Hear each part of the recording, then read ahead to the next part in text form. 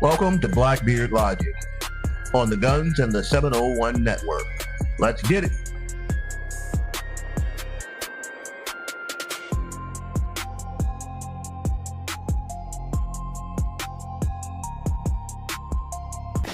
Leon here with BlackBeardLogic. Get out to my truck this morning, and this is what I was dealing with.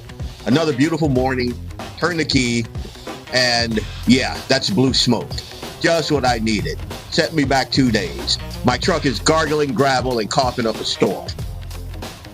But I can fix it. Here we go. We don't need that. Do without that. That's probably optional. Moving on to phase 2. Yeah. I probably should have just called Laura Auto Repair. If you've got auto issues, call this guy, Doug at Laura Auto Repair. And don't be like me. Seriously, call this guy. Don't be like this guy. BlackBeardLogic.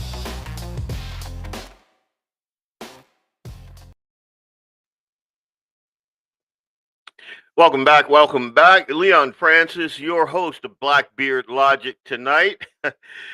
Oh, it was a good Friday today.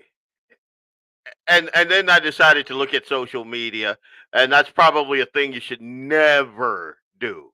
Never. Because it's crazy times a million. Like, there is an actual discussion now about repealing the 19th Amendment. Like, it's crazy. what I'm talking about, and we're gonna have North Dakota State Representative Desiree Morton on later in the show, but I wanted to open the show with this insanity that is the Lindsay Clancy case. Not so much the case. I mean, the case is heartbreaking. It really is. Let me know if you guys can hear me okay.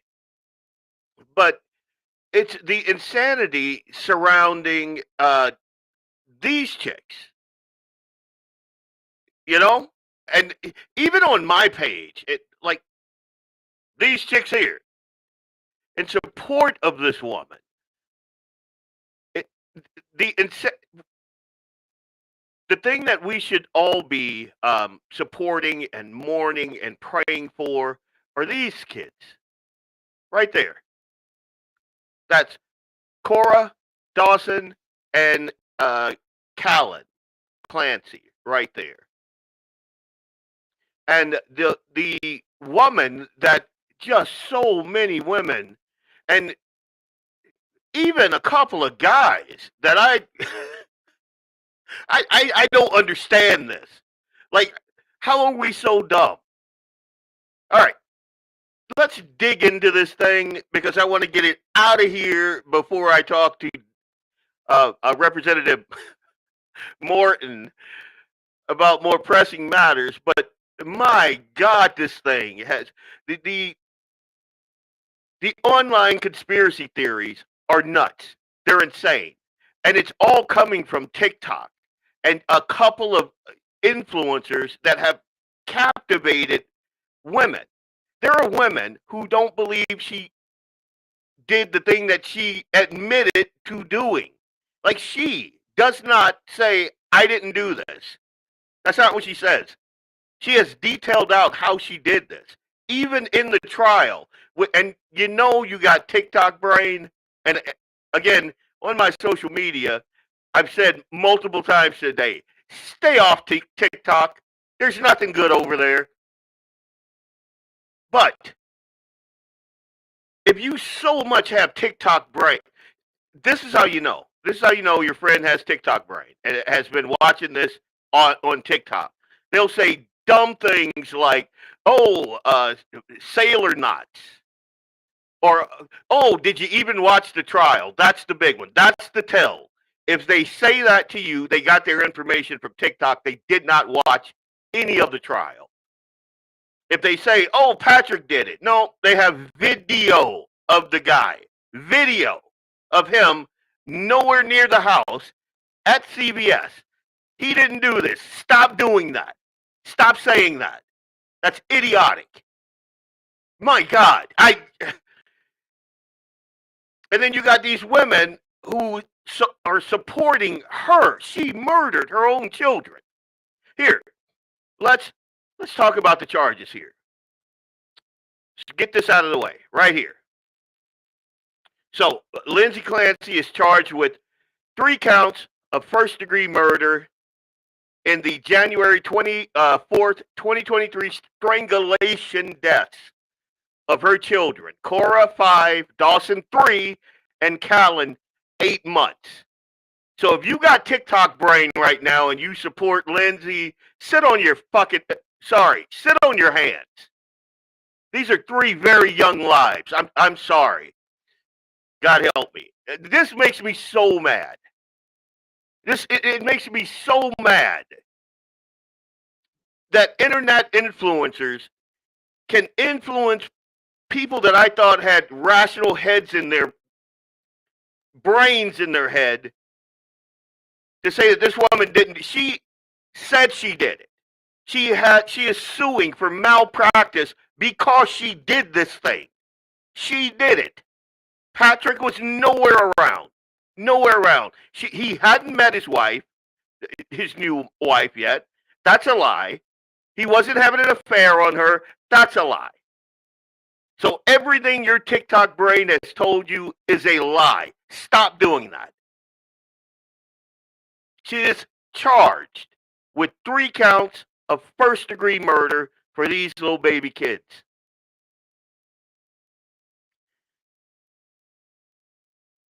The defense, that's her, argues that she lacked criminal responsibility due to postpartum psychosis and over-medication.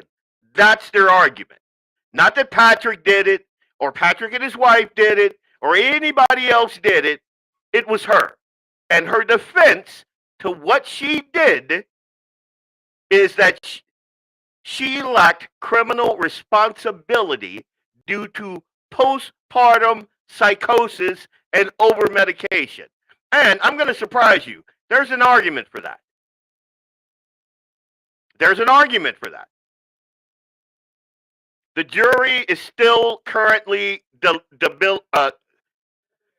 deliberating, and they must decide whether prosecutors proved that she was criminally responsible.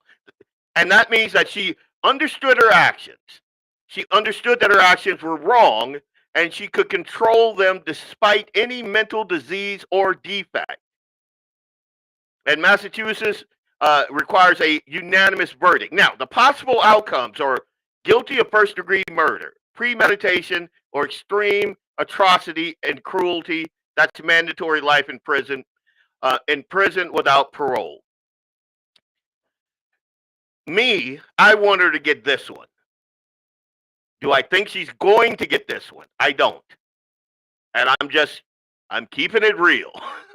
I do not believe that she's going to get that one, even though I believe that she is guilty of first-degree murder. The second possible outcome is guilty of second-degree murder. That's intentional but not premeditated. Life in prison without the possibility of parole. I don't think she's going to get that because she sent her husband to the store. There is internet tracks on their shared computer that indicated that she mapped this out so that he would be away. Not to mention, when he called her, she was calm, cool, and yeah. He called her when she was in the middle of doing this. So again, if you're saying that Patrick did it, you're an idiot. Patrick did not do this. Her husband did not. When he called, she was in the middle of doing this. It's again. So I don't believe that she'll be found guilty of second-degree murder because both sides kind of proved that it was intentional and premeditated. She could get sentenced guilty of manslaughter. That's wanton or reckless conduct without intent to kill. I don't believe she's going to get that because, again, she murdered these kids. Like, personal. Just, she told the investigators that when she was doing it, she said, I will see you in heaven. We're going to see each other in heaven. She chased down one of the children. Like, none of this is in dispute.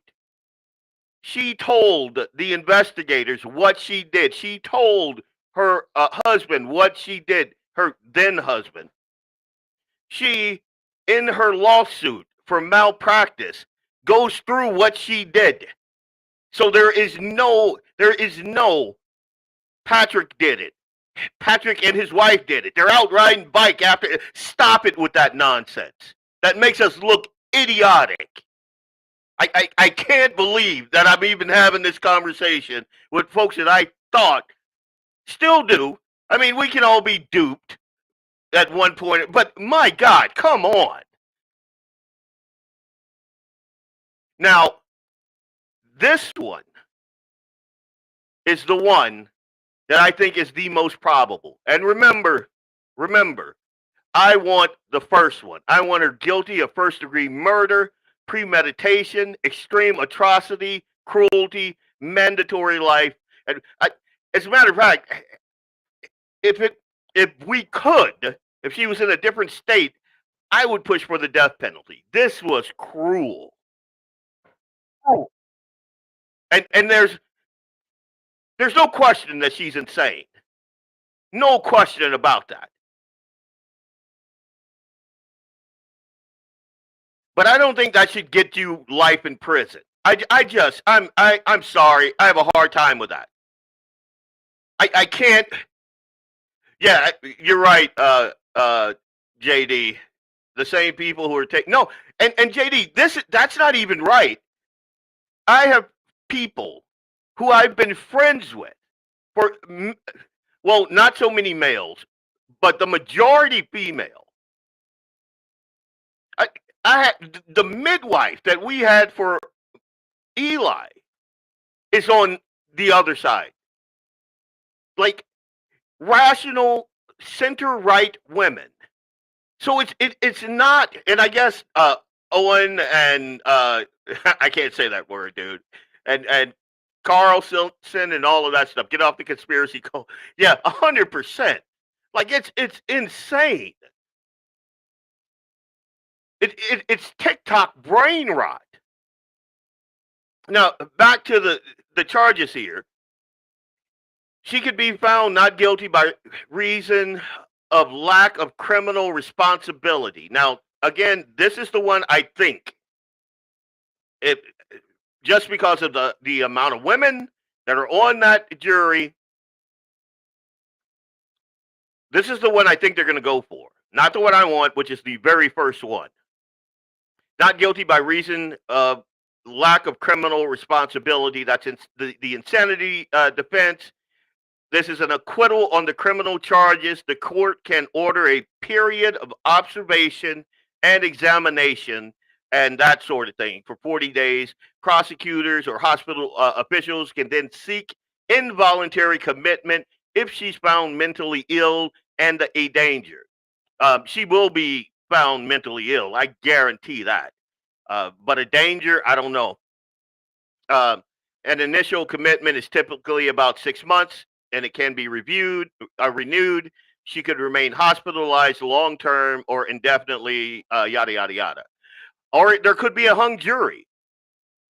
And the judge would declare a mistrial. Prosecutors could retry the case. They could also just find her not guilty. I don't think that's going to happen. Nobody thinks that's going to happen because she admitted multiple times that she did this. So her defense is the one that her defense is putting forward. It is that she's not guilty by reason of insanity. That's the defense. So everyone's saying that, oh, she didn't do it, and Patrick did it. Good God, come on now. Come on now.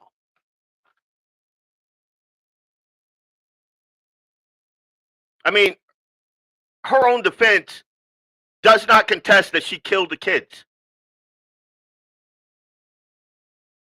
Her entire defense hinges on her mental wellness. That's what it is. So I don't believe that not guilty is going to be a thing. Not guilty by reason of lack of criminal responsibility. I think that's the one she's going to get. And in my humble opinion, it's a damn shame. It's a damn shame. And on my post this morning that just got so much interaction, most of it was good. But I saw a through line.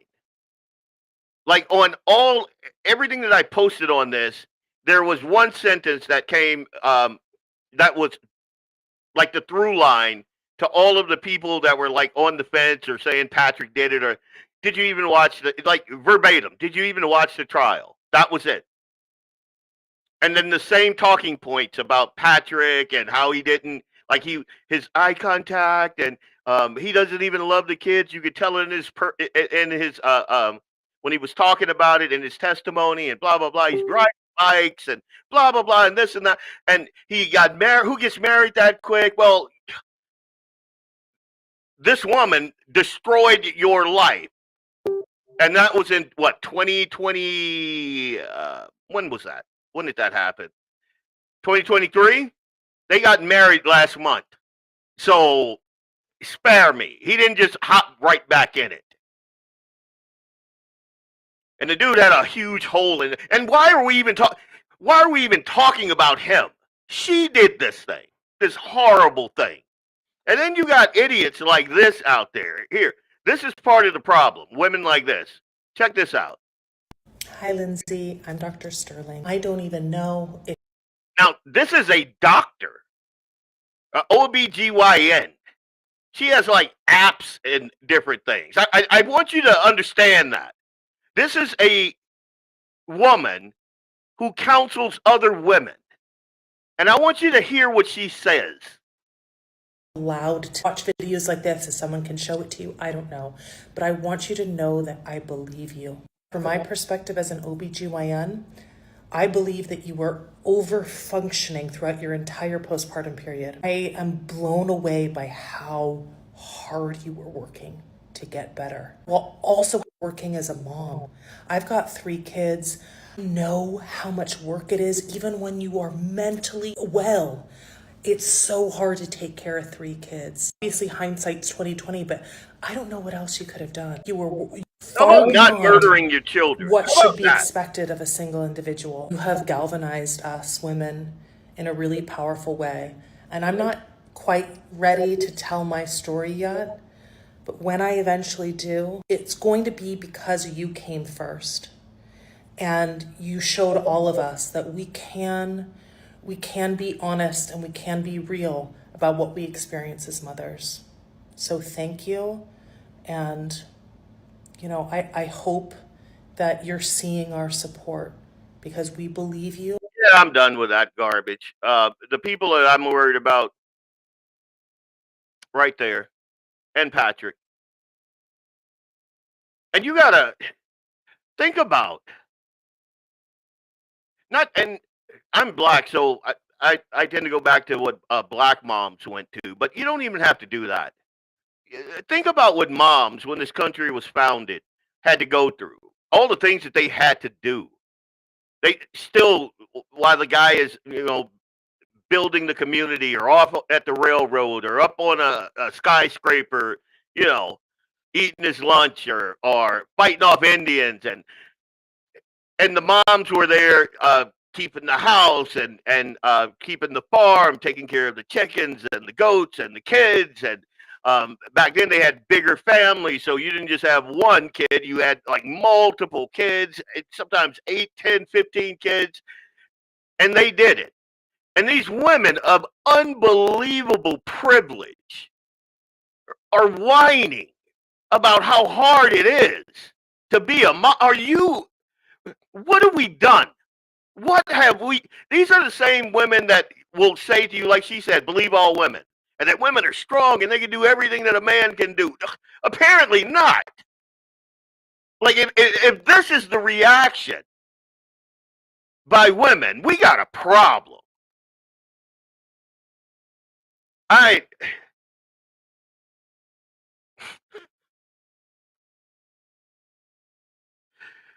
sorry. This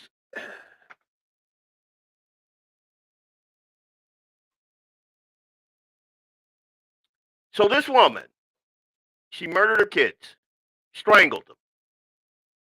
Then she jumped out of a window and survived. None of that makes sense to me. Like, listening to the testimony about that, around that, something seems off with that.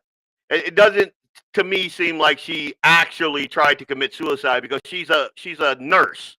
She would know that the marks on her arms, and they were ineffective. She would know that, and her neck, ineffective.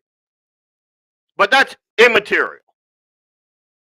The second this story broke, the media and the online chorus immediately shifted into full protective mode of this woman. Oh, poor Lindsay.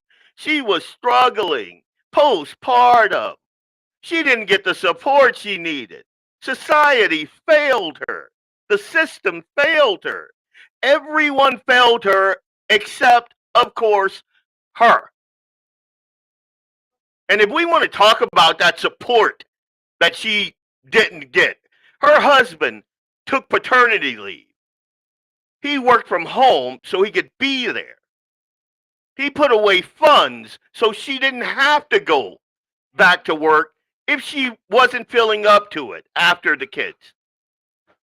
He picked up the medications, he ran the errands, he picked up the food, he paid for the nanny, which from the reports only seemed to make her angrier.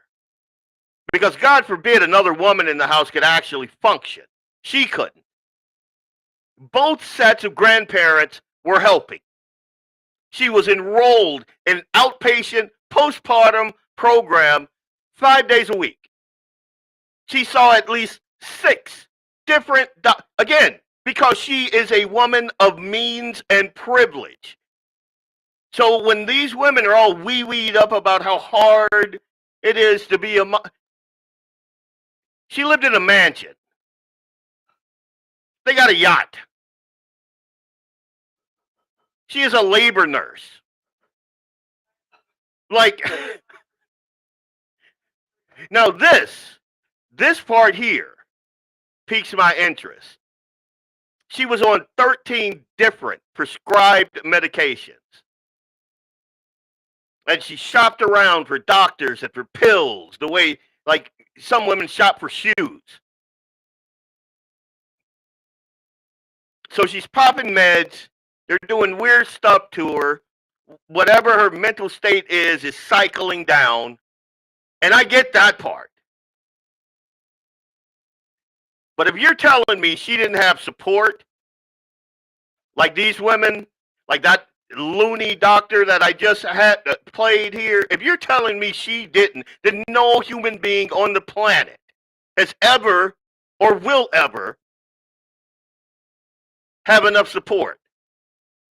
And that's without me going into what I believe the pharmaceutical industry has done to the mental health of this country, and what I think about psychiatry. I think it's all garbage. That's just my humble opinion. I think it's all garbage. Every bit of it.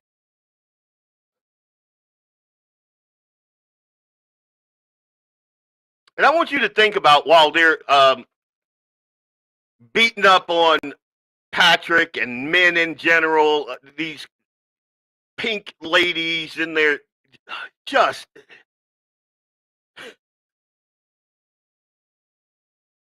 think about all the guys that, like, built the infrastructure that made women like her so comfortable that she can sit around and pout from her mansion how depressed she is. Look at those kids, are beautiful. Beautiful kids. Beautiful marriage. Beautiful house. I can't understand this. And from all reports, this wasn't like a toxic masculinity. Like, this dude went out of his way to make her happy. And in my humble opinion, she didn't respect him. She didn't respect life. She didn't respect her family, her mom and dad. Like, everybody could. It's all about her, and that's what you see with these women that are protesting in her favor. The, that culture, that toxic, feminine culture, that's a problem. What It's the same culture that devalues human life by calling an embryo a clump of cells. The thing that God imprinted the imago Dei on from day one.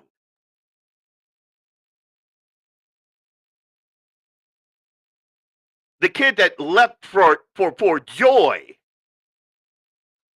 when Mary came close and Jesus was an infant in Mary's belly. And John the infant leapt for joy in his mom's womb.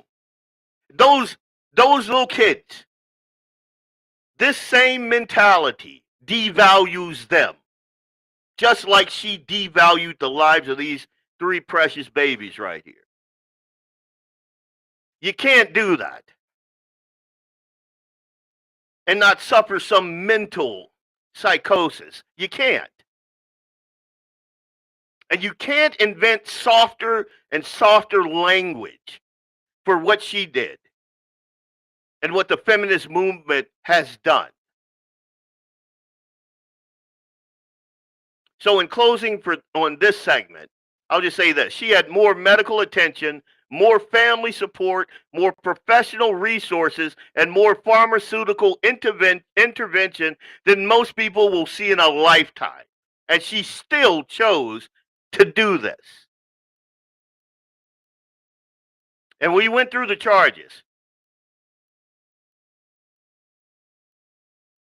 And what I believe is fair is murder 1. That's what I believe is fair. I don't believe that's going to happen. I also, and this might surprise you, I think that her malpractice suit has merit. I think that all of those pharmaceutical companies should be. I mean, we've seen this. We've seen the SSRIs. We've gone through the school shooting, and the one through line in all of that is pharmaceuticals. All of it. We know this. So despite me wanting her locked away for the rest of her life for murder 1, I do believe that her malpractice case has merit. Now, after watching this, if you still come on my social media and say Patrick did it, I'm going to just mute you. And I never do that. I got Thomas on my page giving me homogena every day. I don't mute people. But if you come on and you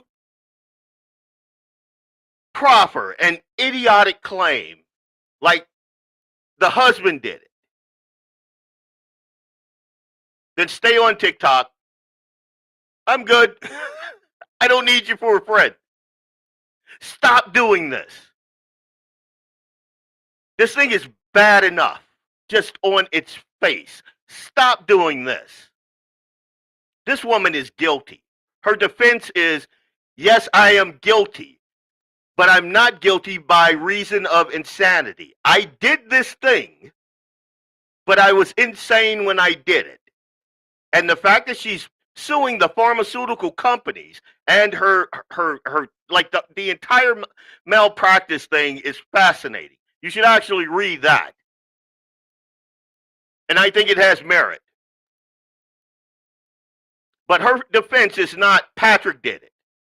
Her defense is all these medications and these people failed me and my mental health deteriorated and I did this. She told each and every kid, she told the investigators that she told these babies as she was killing them, I'll see you in heaven.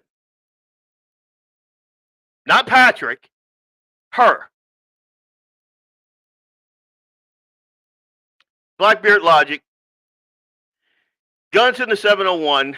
Oh. We'll be back right after this, and we're going to talk to Desiree Morton, and I hope I calm down enough. Like, I can't do this anymore. Like, I had, like, I don't know, 5 more slides here. I'm done with this. This is idiotic. This woman is guilty. She's also insane. Those two things are not in dispute. Stop doing that.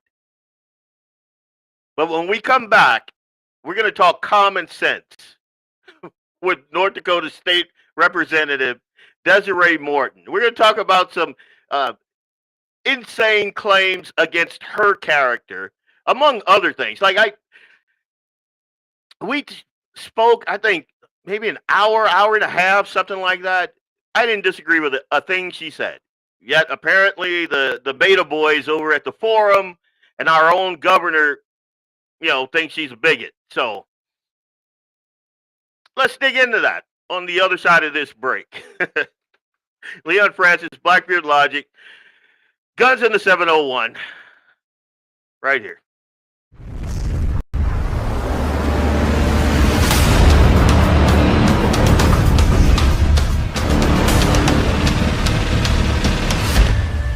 Lauer Auto Repair, located at 309 South Washington Street in Bismarck, North Dakota.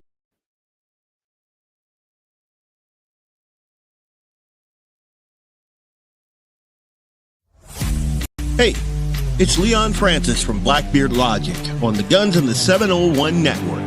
I'll be right back after these messages from our sponsors. Stay tuned. Lauer Auto Repair, located at 309 South Washington Street in Bismarck, North Dakota. Give them a call at 701-258-6308. The team of mechanics at Lauer Auto can take care of any problem your vehicle is having. And when you do business with Lauer, you can be assured you're doing business with a pro Second Amendment America First repair shop. There are plenty of other auto repair shops in the Bismarck-Mandan area. But why take a chance at patronizing a shop that might not have your beliefs at heart? Make no mistake. Lauer Auto is your pro Second Amendment repair shop. When you talk to the guys at Lauer Auto, don't forget to tell them that you heard they are a sponsor of Guns and the 701 and that you appreciate their support of our pro Second Amendment, pro North Dakota live stream and podcast. That's Lauer Auto Repair, 701-258-6308.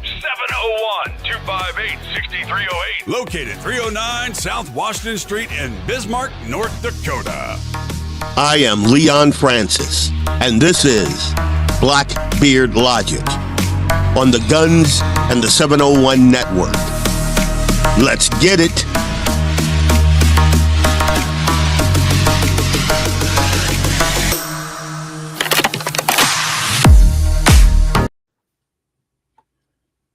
Welcome back. Leon Francis, Blackbeard Logic, Guns in the 701 Network, and the voice of common sense, North Dakota State Representative Desiree Morton. Let's welcome her to the show.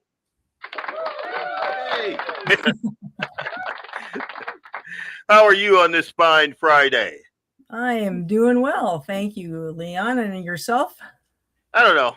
I'm a little hot under the collar. After that last segment, that does make you hot under the collar for sure. I'm a pro-life guy, and I'm a pro-life from conception guy, and I have been like my entire political life. I don't understand, like, and we don't have to go there. We don't have to start there. Just it gets me it gets me bothered. I'm the guy that wears the baby feet on my lapel. I go. For you. That's me. So, but we're not here to talk about me. We're here to talk about you. You And just for a little background, we homeschool our youngest son Eli. When I was in Fargo, I put my kids through Shanley and Oak Grove. But when we moved out here, we were like, yeah, there's problems all over. So Yep, that's true. homeschooling is the way to go, and I encourage everyone, every show, and you can go back through all of my shows at least twice. On my shows, I say pull your kids out of public school and homeschool them. If COVID taught us anything, it's that.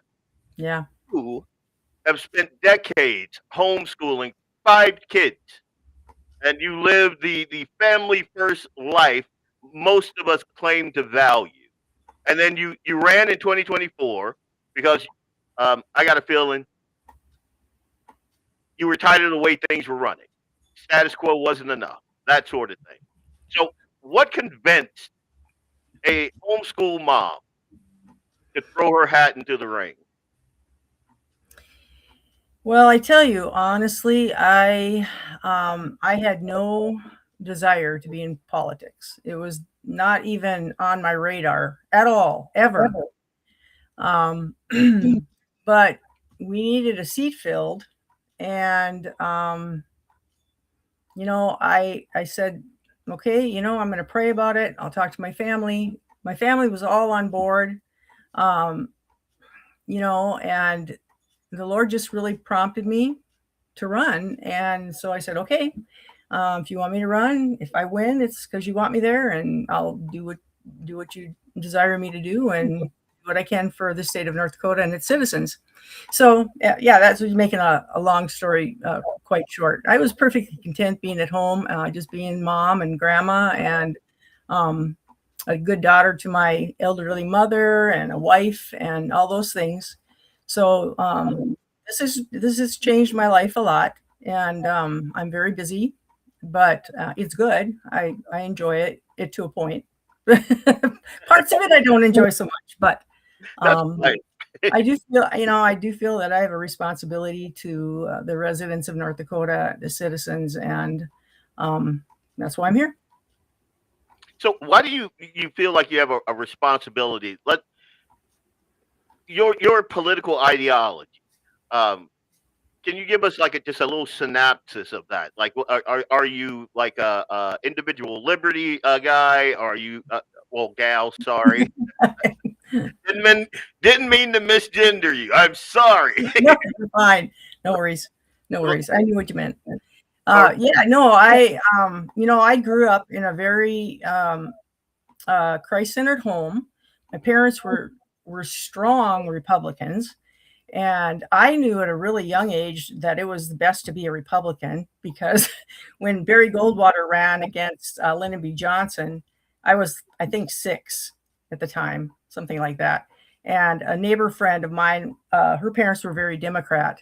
And so we would talk, as little as we were. I think she was a couple of years older than I was, but we would talk about who was going to win the presidency. At 6 years old, I'm discussing and saying, of course, Barry Goldwater is going to win. That's who I want. That's my man. So she brings out 2 pictures, one of Barry Goldwater and one of Lyndon Johnson, and shows them to me. And I picked the wrong guy because I didn't know what he looked like. So I will remember that forever.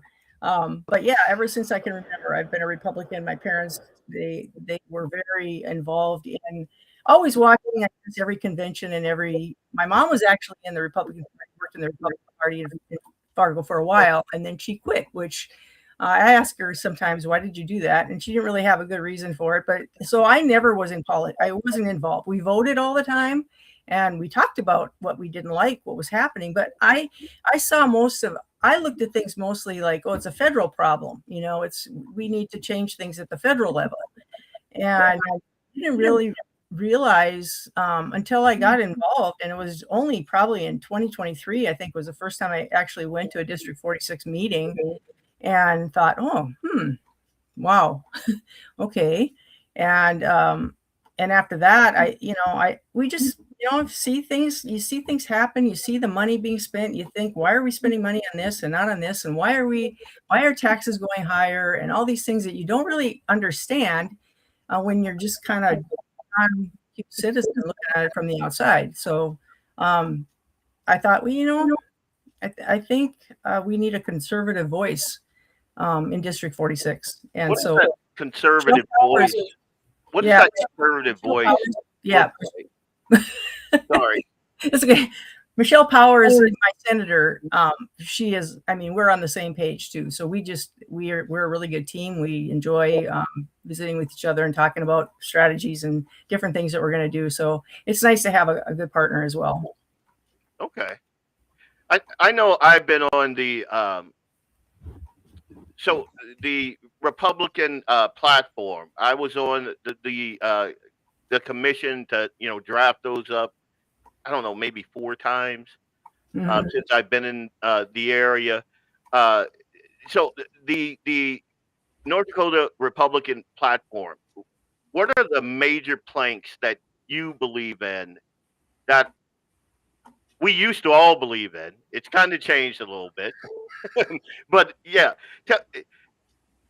Tell me what your thoughts are on what the North Dakota Republican platform is, and you holding to that. If you feel that it's made you a target by some of the folks that we would call, I don't know, rhino, or in the media, and that's leftist and conservative media.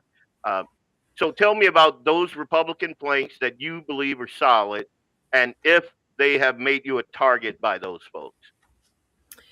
Well, I think definitely limited government. I think we need to get our hands out of a lot of things that are not the job of the state to pay for. I think there's a lot of nonprofits and a lot of special interest projects that get funding. We do a lot of tax exemptions for big corporations. I don't think, and then we turn around and tax our own citizens. So I don't understand some of the thinking, and I definitely am very limited government. I'm very individual responsibility. I think people need to take responsibility for the things that they do. I think they need to take responsibility for things that are important to them. So if there's a nonprofit out there that you really support or that I really support, I want them to do well, then it should be my responsibility to invest in that nonprofit and not the state's responsibility to invest everybody else's money into something that maybe it's not important to them. Yeah. So I think we could get away from a lot of that spending and make things more responsible to the citizens, or individual liberty. I think our Constitution says life, liberty, and the pursuit of happiness, and I absolutely believe that. We should be able to live our life. We should be able to have the freedoms that are given to us, not really by our Constitution, but by God, and that we should be able to afford a house and be able to raise a family. And it's getting more vanishing. That is a vanishing dream. It really is. Yeah, it really is. And it's very sad. And as I look at, taxes and how much money we pay in taxes, and, it's crazy what we're spending on things that are don't even apply really to, why we're sending money I'm talking about federal now, sending money to every foreign country, and yet we can't seem to take care of what we have here at home, and we just keep raising people's taxes, and that's the answer to everything. Yeah. We want to do this, so we'll just raise the people's taxes, and the government doesn't think they ever have to tighten their belt, but we sure do as people. And anybody who works for a living realizes that paycheck doesn't go as far as it used to. And so it's really hard, especially for younger people, to put money in the bank, and to have some sort of a savings. They're just living paycheck to paycheck, like a lot of people are. And I think that's the fault of our city governments, our state governments, and our federal government. And they see us as kids that need to be managed. Yeah. I think that's a huge problem. with even city governments, all the way down to city governments, state government, federal, all of them. They see us as widgets to be managed. Like the whole school system is to just turn out cogs in this industrial wheel. They devalue our currency. They flood the country. They flood the work market with cheap labor. And I talk about this till I'm blue in the face, but they flood the market with cheap labor. They and when you put that many bodies in certain areas, then your housing, the quantity of housing goes down. So my ability to buy a house, I'm now competing because there are less houses on the market, so they Right. can jack those prices up. And then you have places like Hack. What is it? Berkshire Hathaway and BlackRock and all these buying up all of the houses, and the government is like, yeah, go right ahead. And then you got people like me. I'm a network engineer. I work heavily in the IT business. I build out network infrastructure, and I've said this. I've mentioned this many times on this show. I used to go out. I'm Lion Tech, IT Solutions. So I build out networks. I used to go out and submit bids and contracts, and I'd get the contracts. I did like All True with their sound and computers and Grand Forks, Les Schwab and Fargo, Moorhead and Grand Forks. So from the beginning to the end, I'm there. But over the past couple of years, it's been I'm getting called to go fix something. Some immigrant has been hired from an outside country, not just like they'll have a figurehead, I guess, in Texas, but all of them will be Haitian that show up, or all of them will be Guatemalan. None of them speak English, and I have to compete because they lowball what my wages are and have been, and so you don't get the contract. You get called in to fix things, and it's nowhere near the money. And it's us. It's like it drives me insane. And I'm in the IT department. I can imagine what it is in the construction department. The trucking industry is another big one. And we run around and we're like, oh, they're doing the jobs that the Americans want. No, that's not it. No, and see, you got me off on a rant because, and I have to be careful with your time, and I don't want to get all hot headed again. I mean, my God, that's all right. I'm going to bring it back down. But you're right about that. The government, their fingers in things always makes those things worse. Look at the medical industry, the healthcare industry, the insurance industry, the public schools, higher education. I mean, anywhere okay. I'm going to take a step back. I'm sorry. Speaking of schools, let's talk about the school meal vote. Now, the teachers union, don't get me started on those guys. Oh, we'll be here 3 hours.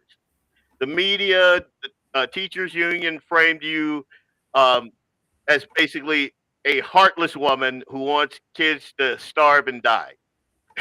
So Yeah. I want you to address that. Tell the folks your thoughts on the school lunch thing and your no vote on universal free breakfast and lunch.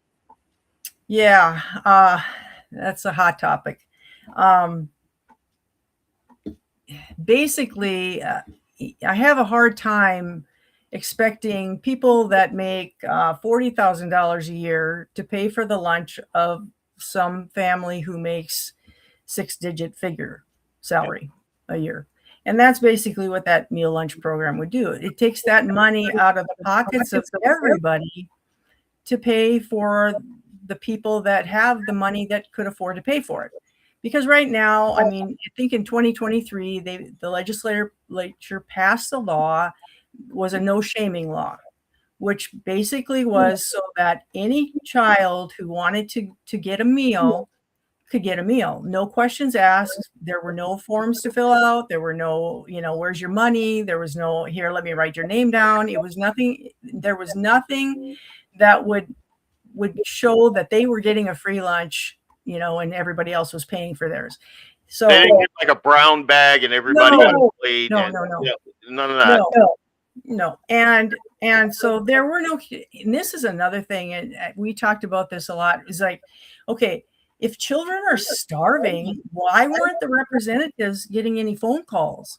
I mean, if there's children starving in the schools, that means that the school districts are doing something wrong. They're not following state law. Yeah. Because there should be no child going hungry. And there isn't. Because I've talked to superintendents and I've asked them specifically, and they keep telling me no. And I say, well, would you go on the record with that? Well, no. They don't want to go on the record with that. Can I quote you? No. So, I mean, so this is what we have. And I was a little irritated with the governor early on with that whole school lunch program too, because he said, he stood up in front of everybody and said, it's going to pass. It's going to pass. What he should have said, in my opinion, is he should have said, no, this is not good for North Dakota. We do not want this to pass. And let's take a look at it and let's see what's actually happening before we do something about it. And I feel like that, because that was really early on in the whole thing. And I really feel like if he had stood up right away and said, no, this is a bad idea, and told the people that it would have made a huge difference in what the perception of everything is. It started out kind of bad, and we were behind the 8 ball right away. And then when those bills came during the session, of course, I was not in support of them, because the one of them would have raised the level of, how much you could make with a family for. I think it would have raised it up to even 90-some thousand, which to me is, I mean, that is wow. You can't at 90-some thousand, you should be able to afford to send your kid a peanut butter and jelly sandwich. 100%. Or whatever, I had never made anywhere near that. Like, not, No, I know. So that's really, for me too. It's like, and I remember when I went to school, we didn't have hot lunch at Lewis and Clark. I grew up in Fargo, and so we walked home every day from school. We had enough time. We had, I think, 45 minutes or an hour or whatever it was when we walked home, and we all got our lunch at home and ate at home and went back to school for the rest of the day. And then when I went to Agassiz, I mean, my mom said, well, if you want lunch, make it yourself. So if I didn't want to make it myself, I didn't. And then I would just eat more when I got home. I mean, it's not like, it just isn't rocket science to figure out that families should be responsible. And I'm not saying the ones that can't afford it, shouldn't get it. And they already are, because the federal kicks in dollars, and then North Dakota kicks in the rest. So I think right now it's at $72,000. I think you can make about $72,000 a year for a family of 4, and you qualify for either free or reduced lunch. Was there ever any data proffered that showed that kids were starving? No. Yeah, that's what I thought. I looked for it. I couldn't find anything. There is none. And that's the thing. I mean, it's not about, I don't know what it's about. Why do we want to? Well, I kind of know what it's about. because the head of the teacher union, which, he probably doesn't like me very well either, but, he was on that, what am I trying to say? And what? The ballot measure. Oh, sure. For the ballot measure, he was on that, and also the head of the Fargo School Board, gal, and a lot of that, they are connected to out-of-state money. So it's really out-of-state money that's promoting this to the people of North Dakota, and that's why there's so much advertising, because normal people can't afford to advertise. It's expensive to advertise. Yep. So if there's a lot of advertising going on, there's a lot of money behind whatever it is that they're trying to push. And so, I for one, I pray that it does not pass. I just, the ticket, the price tag they have on that is ridiculous. It's like 1 point something, I don't know, $1.5 million or whatever. I don't even remember what it was, but it was some ridiculous amount of money. And it's like, what's that money supposed to go for if the kids are already being fed? I don't get it. Yeah. You I know? don't. I never I did don't, that. I saw all of the media and the even so. I don't listen to a lot of local media because to me it's just nauseating. Everybody's saying the same thing. But even like on the internet TV, we'd get these ads, and and the ads are like basically kids are starving, Republicans are evil, blah blah blah, yada. That was the talking point, and and you're just inundated with that. yeah. It's insane. And I want folks to think about this. And this isn't a representative Desiree Morton saying this. This is Leon saying this. What do you think is going to happen when you flood the North Dakota school systems, especially like Fargo and Grand Forks and places like that in Bismarck, when you flood them with refugees and you expect the quality of those schools to either stay even or go up? They're not going to, and that's across the board. That everything from your GPAs to academic proficiency to like the median income of all of the kids that are all of that is affected when you do things like this. Like again, government puts itself in a place to make everything worse. And they purport to be altruistic. And it never shakes out that way, ever. And I've talked about this at length, about like the academic proficiencies in the North Dakota schools. Minnesota is worse. And there are some through lines, and we're going to talk about it. But that's just my 2 cents. I'm going to take a step back, and I'm going to let you here, let me look at my time. Here, let me hit a commercial break. And then when we come back, I want you to talk to the folks about some of the things, some of the aspirations that you have, some of the bills that you are working on that you're comfortable with speaking about now. And then we'll get into the controversy. How about that? You okay with that? Can't wait. Can't wait. All right. That's what I like to hear. Leon Francis, BlackBeardLogic, Guns in the 701 with North Dakota State Representative Desiree Morton. We'll be right back right after this break. Okay, let's go. I am Leon Francis of BlackBeardLogic on the Guns and the 701 Network. Let's get it.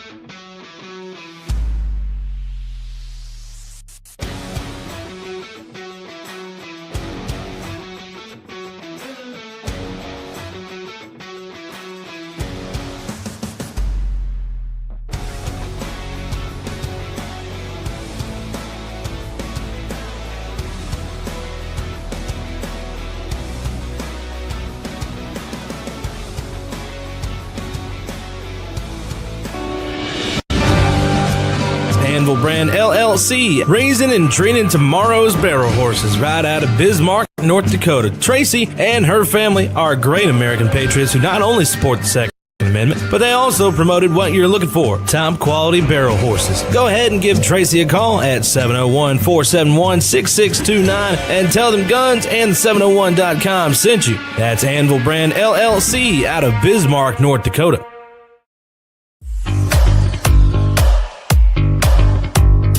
At Horton Laser Craft, we believe in the power of personalization. Whether it's a cherished memory, a special occasion, or a unique gift, our custom laser engraving brings your vision to life. Our expert craftsmen and state-of-the-art technology ensure every piece is a work of art. From personalized decor to one-of-a-kind keepsakes, Horton Lasercraft makes every moment unforgettable. Visit HortonLasercraft.com today and start crafting your perfect gift. For more info, email them at hortonlasercraft@yahoo.com or call them up at 605-545-7535. Horton Lasercraft, where memories are engraved. Yeah, hey, look, I got the moves like Michael, the flow like Aubrey. Walk around thinking I'm a prince like Saudi. Mismatched Converse, t-shirts tucked in, know my worth, can't tell me nothing. White Nikes, albino, can cop my stilo, head to the top, bottom line is a motto. Welcome back. It's Leon Francis with BlackBeardLogic on the Guns and the 701 Network. Let's get it. Let's get it indeed. I'm going to read one of these comments that I think is present.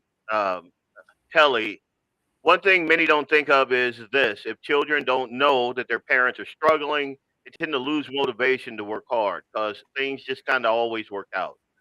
The system is set up. I'll back up on that, actually. I think that a lot of, and this is a cultural thing also, a lot of folks depend way too much on government for like the basic needs. A lot of men that, in our culture today, and it's getting better actually, but they're not self-sufficient, self-reliant. A lot of mental health issues, and I think a lot of that is because you're living a sedentary life. Uh, like Eli, no problem. Yesterday, I'm sitting at the table. I just got in. I'm dog tired. My wife made a awesome meal. I'm sitting there, and my son runs in with a ground squirrel. Dad, look what me and Charlie. And I'm like, dude, come on now. That's good. That's all boy there. Yeah, 100%. I'm going to read the rest of this. The system is set up to make us dependent upon others. Yeah, the schools supplying all of these things all of these needs make us dependent on them, and the government becomes the center of the community versus the church, etc. It's a lose-lose scenario, and I'm telling you, there is no clearer on the micro than the African American community. It's something I talk about all the time. You don't have to say a word on this subject. I talk about it all the time. How government dependency just killed my culture. Like it is insane. 2 seconds on this, and then we'll. But the fact of the matter is, after the Emancipation Proclamation, all of that, black men traversed the country looking for their families, and they found them. They built with their own hands, like structures and homes and farms, and like it was tough going. But they realized, hey, now it's on me. And I don't think that spirit went anywhere. I just think it was broken because the government came in to help black folks. And it helped us into the situation that we're in now. I would argue that they didn't help us, because we got problems. And now it's on the macro. Like that was the testing dish right there. And now they just roll it out like COVID, like the COVID pills. They just got to roll it out to the entire country and wonder what's going on. Like it is stunning to me that more people don't see that point that she made. If you're dependent on government, what happens when, governments don't last very long? Like, and we are still in the experimental phase of this thing. It can go either way. What happens when all that kind of breaks down? Where are you at as a man, as a family head? Where are you at in that whole scenario? What are you teaching your kids? What are you teaching your sons? What are we leaving to the next generation? That you can do X, Y, and Z, or hey, fill out this government grant and loan and yada yada yada. Get that African feminine lesbian degree and sociology. No, we need to teach these kids like actual real world, like micro type skill sets, so they're actually able to take care of themselves and wean themselves off the government.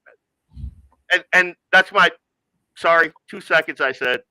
Unfortunately, this has been going on. I mean, when I went to college, I graduated in 1981 from NDSU. And when I was in college, I was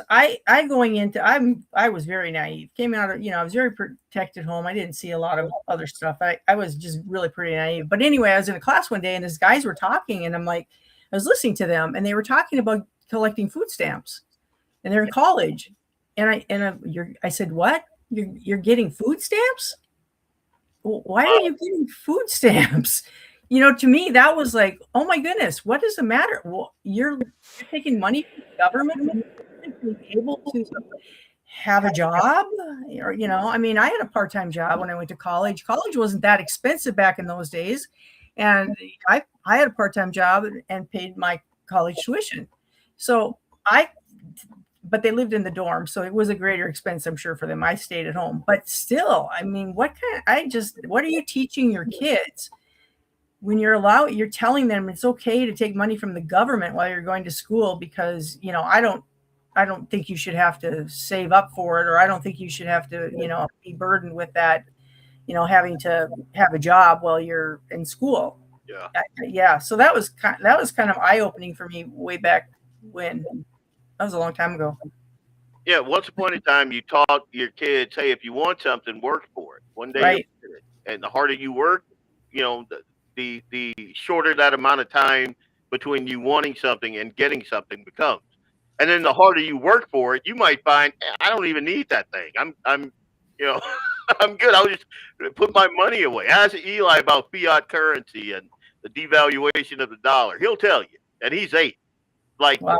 Good for him. Yeah. we can do this thing, guys. We can. Well, now, yep. I mean, we're raising our kids with the mentality that, Bobby and Susie live at home. There's, the two kids live at home, and mommy tells Bobby to go wash the dishes, and I'll pay you $2 or whatever. So Bobby goes to wash the dishes and gets it all done, and mom gives him $2, and then she says, "But you got to give Susie half of that." And why? Because she didn't really want to wash the dishes. She just wanted to watch you. So you got to pay her $1. I mean, that's kind of the thing with the meals too. It's a socialistic program is really what it is. So let's make parents not have to be responsible for feeding their children, and then you can go to the whole other extreme. Well, okay, so you've got these kids that are not being fed and they're coming to school starving, or they're not getting their breakfast, and you can tell that they're physically not doing well because they're not eating at home. Okay. So what's the responsibility of government in a situation like that? To me, I look at that and I say, okay, if this kid is being starved and not eating at home and is actually, malnutrition, where is CPS? Because to me, that's their job. And there was a case in Fargo, and I just saw it. I had seen it on the news, and it was this couple that their daughter, I believe, went to school one day with candy that was laced with drugs to give to her friends. Yeah. Remember that? I do.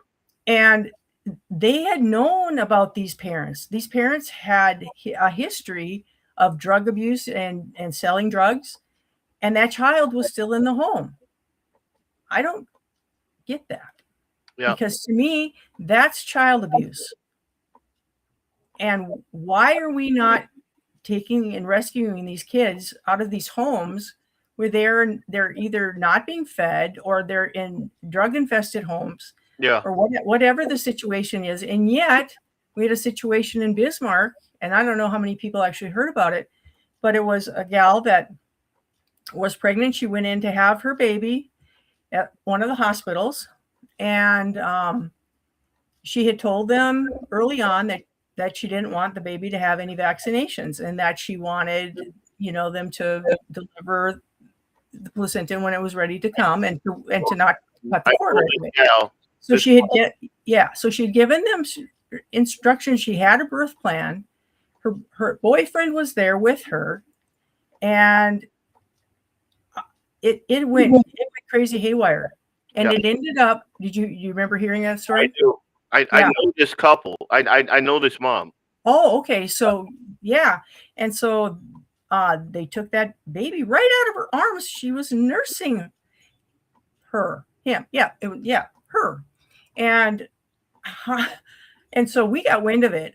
A bunch of us in the legislature, so we happened to be in session at the time, and we got wind of it, and we went down to CPS and we got her baby back. Although she still had to, they still had to come in her home and make sure that everything was well. If they were so concerned about that baby, why didn't they take her son out of the home too? Because she had a son, 11 or 10 or 12. I can't remember his age, but That was a crazy. wasn't that just?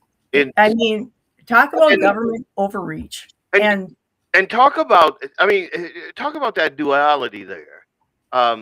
You got, and I personally know families, and I've told my story before, where you get teachers that think you're way too involved in your kids' academics, and then they start pressing you with the CPS and all of that, and you're actually actively involved in your kids' academics, and then you have apparently there's like tons of kids running around starving to death and nothing.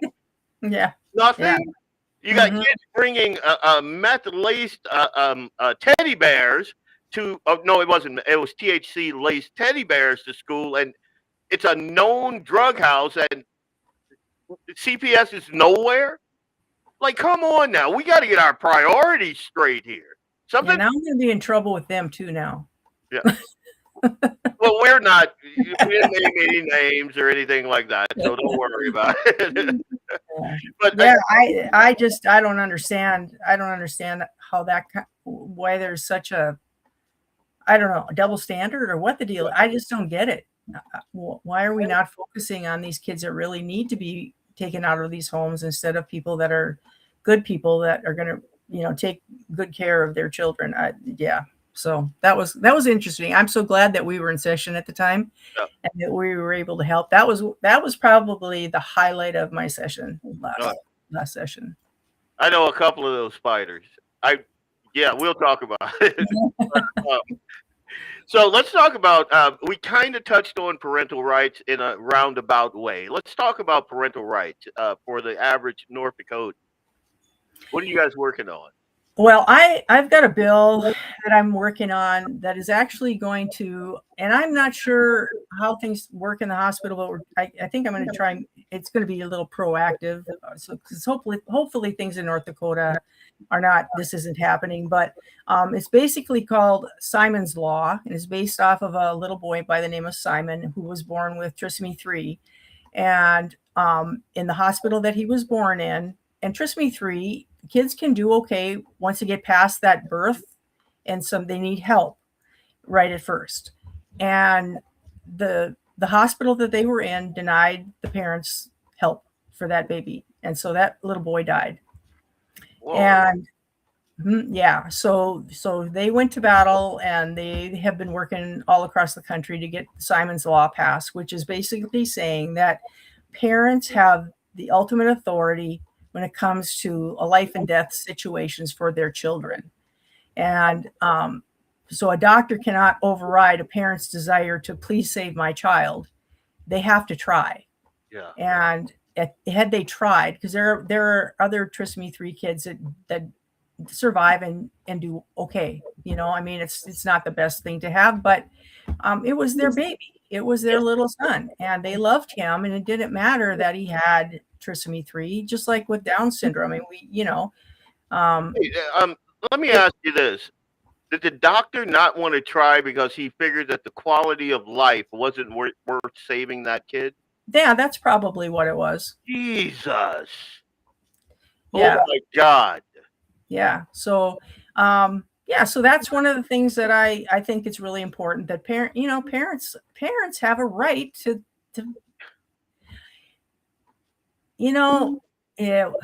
we give mothers the right to kill their babies in their womb, but we won't give parents the rights to fight for their child to live. Yeah. So, yeah. I That's think we've got things a little bit mixed up, but yeah. so Um, that's a bill that I'm working on and okay. hoping to get that passed.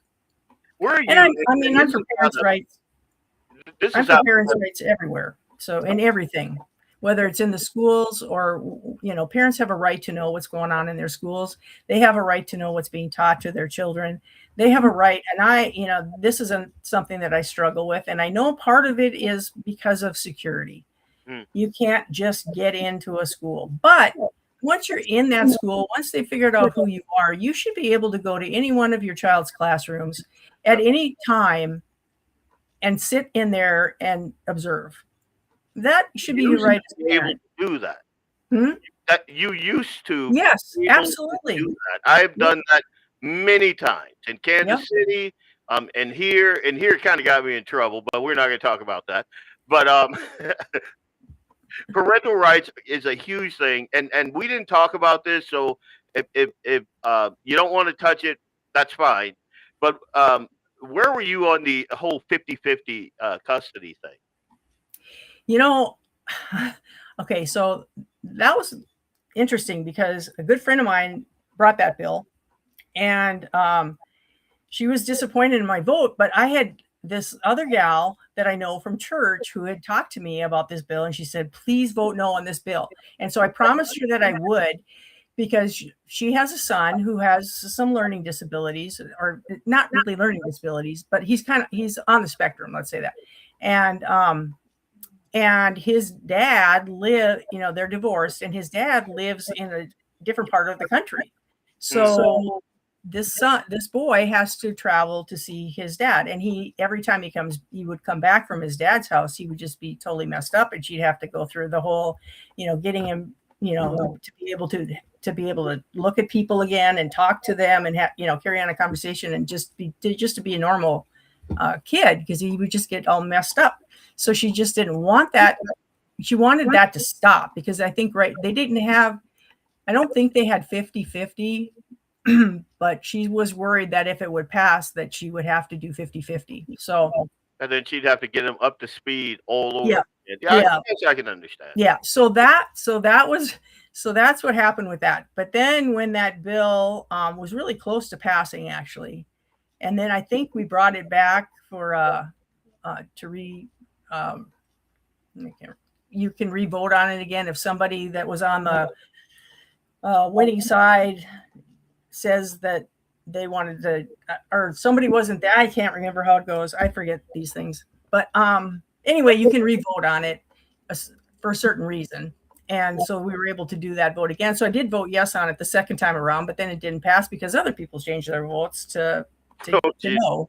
And so that's usually what happens when you try and bring those bills back. They sabotage you.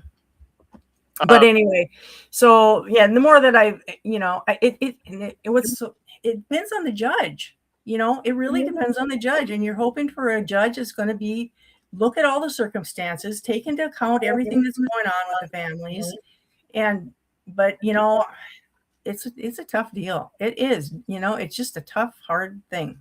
Divorces are hard. Yeah. Hard, and you should fight like heck. Like there's Yep. nothing in your life that's worth more than an intact family.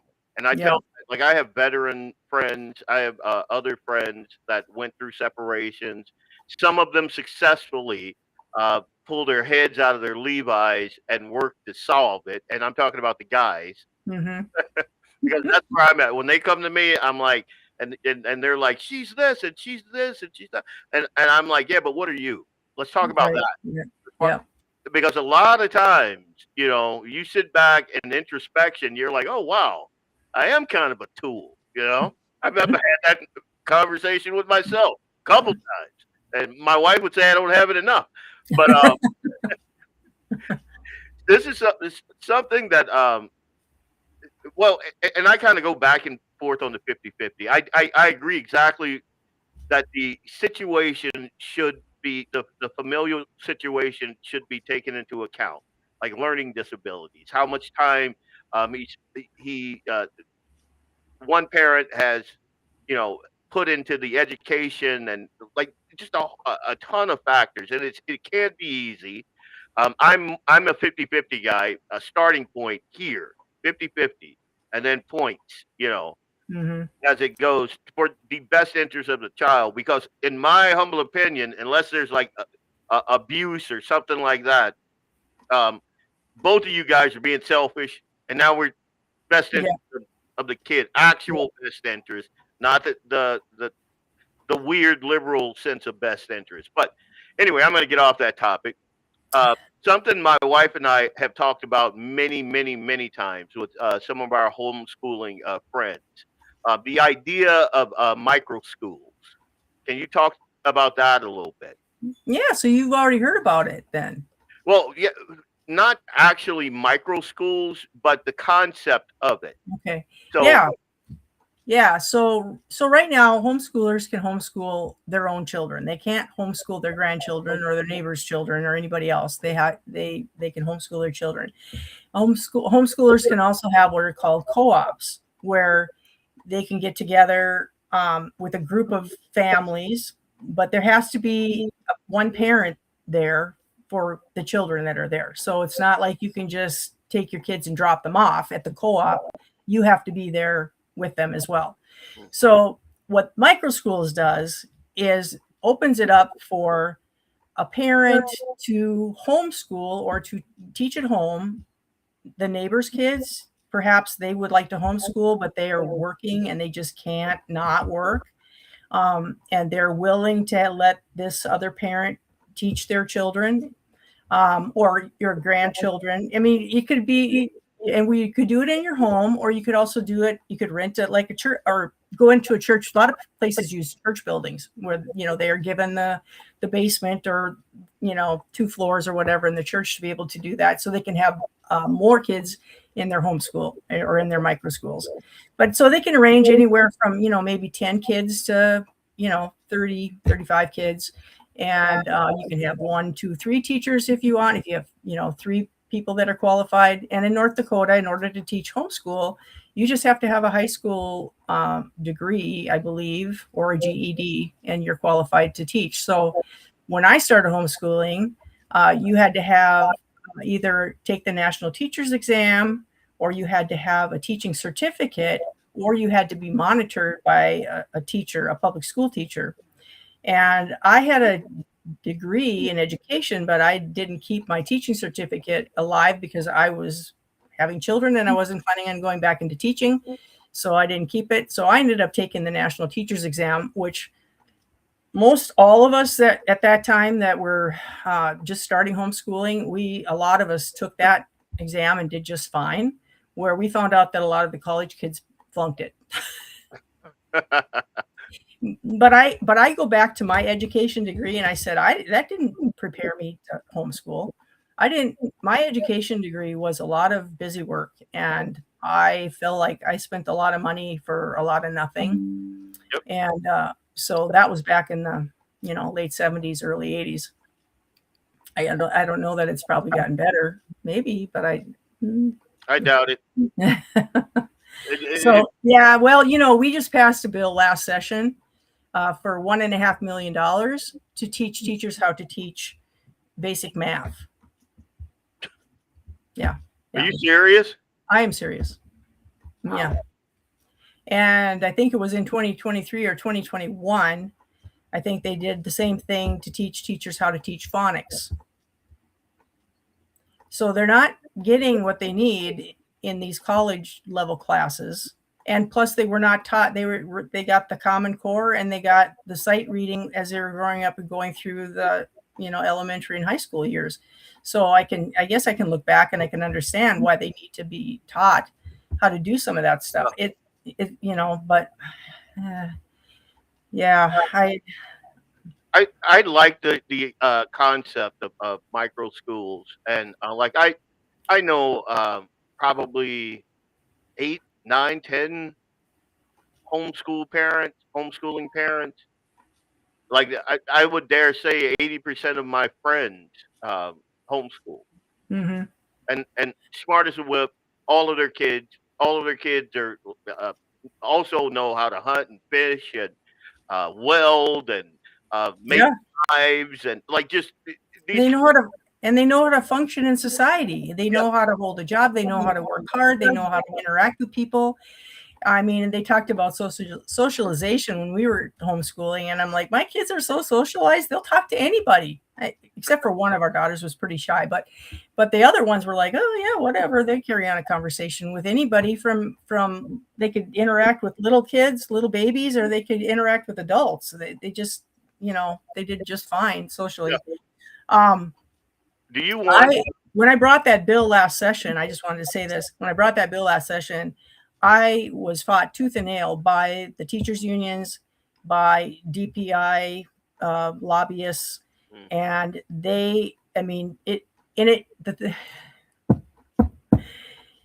I talked to everybody on the committee, and I had one guy say, oh yeah, I'm all for it, but I'm not going to vote for your bill.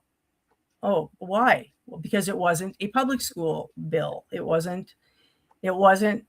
And when I asked my head chair, I said, is there anything I can do to this bill that would make you, give it a passing? No.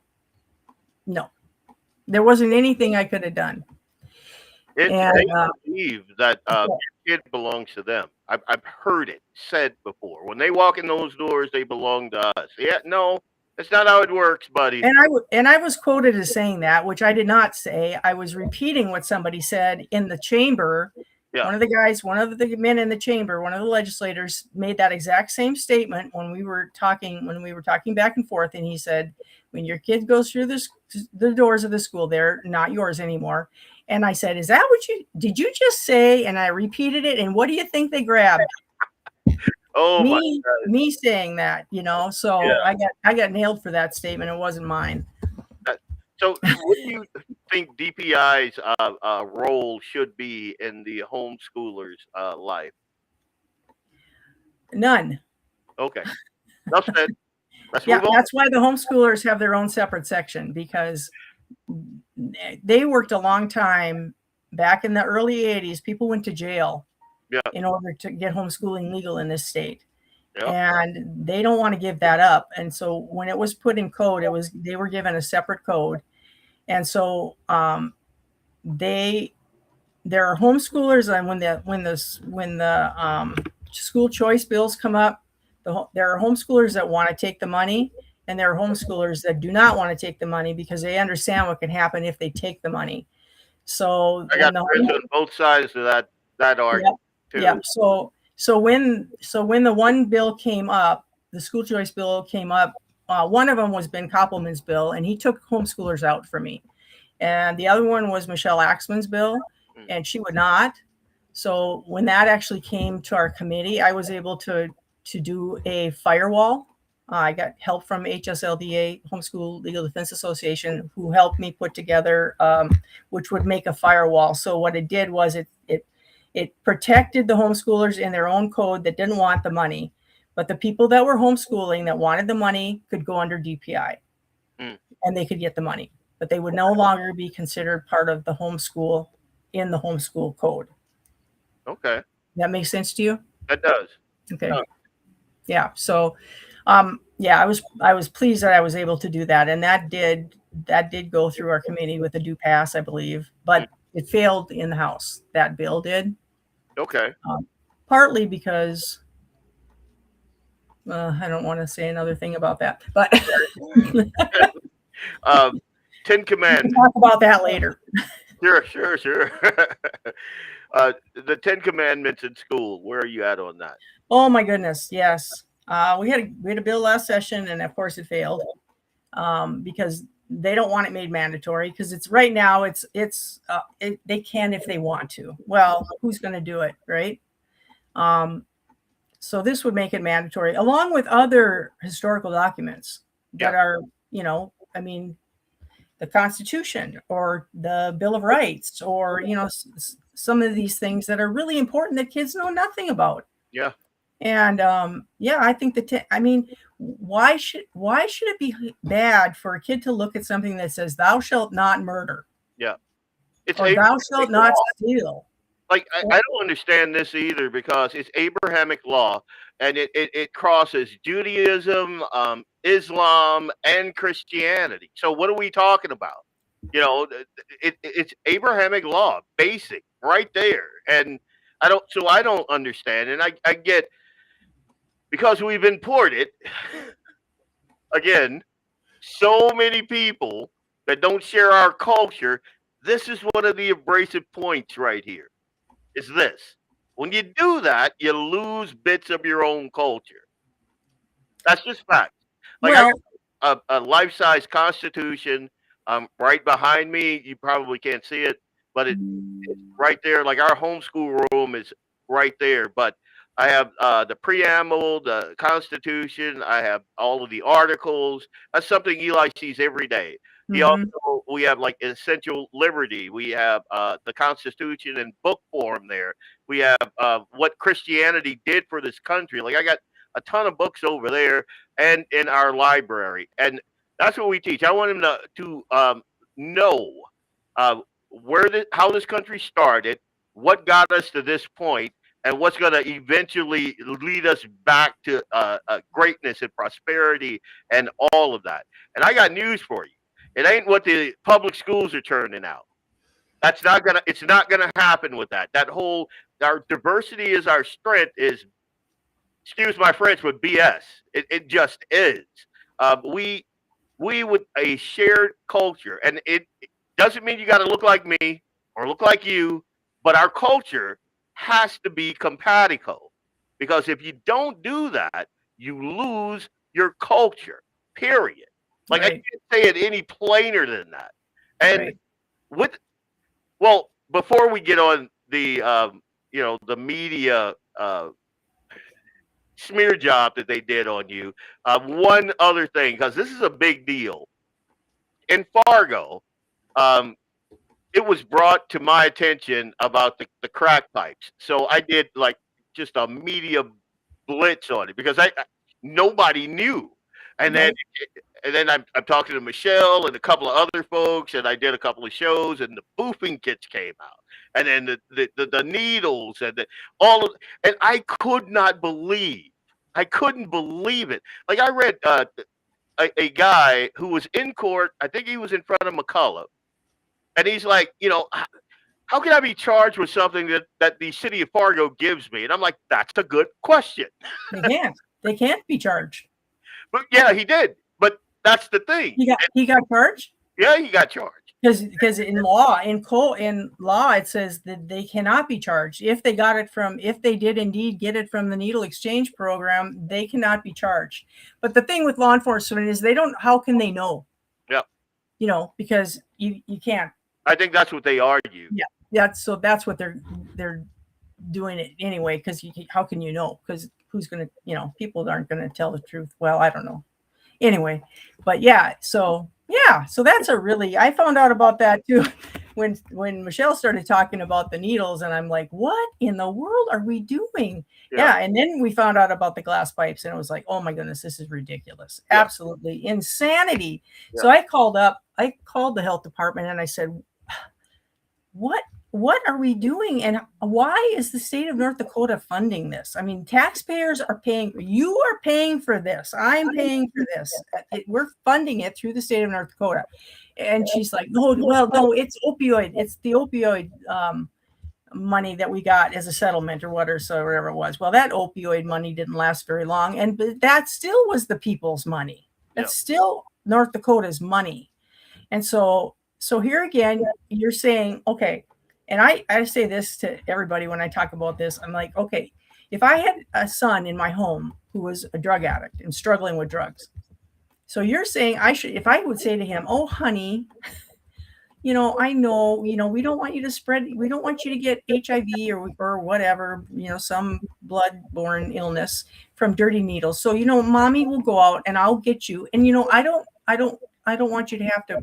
So I'll get you your heroin or your marijuana or your whatever it is you want to. I mean, what parent would do that? None. But as a state, we're saying, we don't care about the needles that are laying around all over the town. Yeah. The kids are picking up in parks. Yeah. We don't worry about them getting hepatitis or them getting HIV or some blood-borne illness. But we care about okay, so if you're going to do this, then needle exchange means to me, if you bring a needle in and we put it in the box, we will give you a needle. Yeah. Does that sound like a needle exchange? Does that sound the way it should work? That's what an exchange would be. That's but not it's not. what's going on right now. That's not. No, they're going in and getting as many needles as they want, and then there's supposedly boxes around town that they can put them in. So there's no accountability of how many are coming in, and they're not putting them in the boxes, and everybody knows it. They're throwing them in the gutters, they're throwing them in the parks, they're putting them wherever they're at. Yeah, let's just be clear. These are not the most responsible people out there. They're not going to go and recycle and. I mean, come on. What are we doing? So at its best, if you would do a needle exchange program and do it in such a way that they bring a needle and then you sit them down and you say, okay, now you're going to go through this drug rehab program. We're going to do this. We're going to try and get you off of these drugs. We're not going to enable you by giving you more drugs or giving you other things to use to get those drugs into your system, whatever it may be, a glass pipe or a boofing kit and whatever else. I've not been up there, but I've heard there's vending machines. Yeah. So they just go to the vending machine. There were, excuse me, and get what they want. A lot of noise about it, so I don't know if they took them out, but there were definitely vending machines. Right. So if we're gonna do a drug program that we really want to rehabilitate and help these guys come out from underneath these addictions that they have, and they're addicted. It's a horrible thing to be addicted, and I wouldn't want it for any one of my children or grandchildren or my friends or what. I wouldn't want it. I don't want it for anybody. Yep. I feel for these people, but we're not helping them. Nope. We're not helping them by feeding their habit and not making them accountable to anything. Yeah. Oh, she said, well, we do, we tell them we have counseling services. Well, yeah, they're going to come in and say, and when you say to them, oh, we have counseling services, would you like to? No, they're not gonna. I mean, maybe one or two, but you have to make it that you're going to do this. If you want these needles, you're going to do this.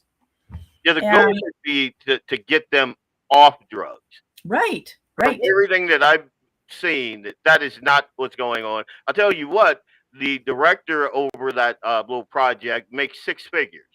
Yeah. There you go. Like it's an industry to those folks. And I don't know what John and all those other guys get out of it, but there's something weird going on over there. But because of time, I want to talk about the big news. Like, people sent me these clips of these 2, I call them Beta Boy forum reporter podcast, and they were calling you bigoted. And I'm positive that you saw that. And then those same people got Armstrong on record as saying, basically, we all know that she's a bigot. That's basically what he said. And I'm just like, oh my God, what did she say? And then I looked at what you said and I'm like, wait, I've said the same thing like 100 million times. What are we talking about? So you want to talk about that controversy? Well, I put a couple of videos on my Facebook page, and one of them it got like, I think 50,000 hits. I was like, whoa, that was pretty amazing. Yeah. But basically, I'm talking about people that come into our country that have no desire to assimilate.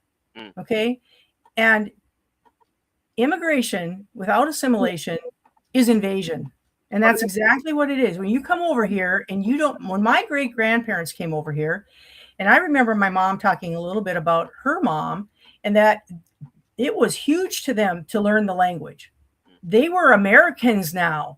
They were Americans and they were glad to be here, and they wanted to be Americans, and they wanted to assimilate, and they wanted to get jobs, and they wanted to work hard, and they wanted to make something for themselves, because America was the place to go if you wanted to have the American dream. I mean, everybody could do well in America. And you didn't get the handout. Right. There were no handouts. Absolutely not. No. Very different. And we gloss over that. Yep. I hear this refrain all the time. We are a nation of immigrants. The Ellis Islands thing. Oh, this, that, and the other thing. And and one, like, it was hard to get over here. So the people that came Yes. over here had grit.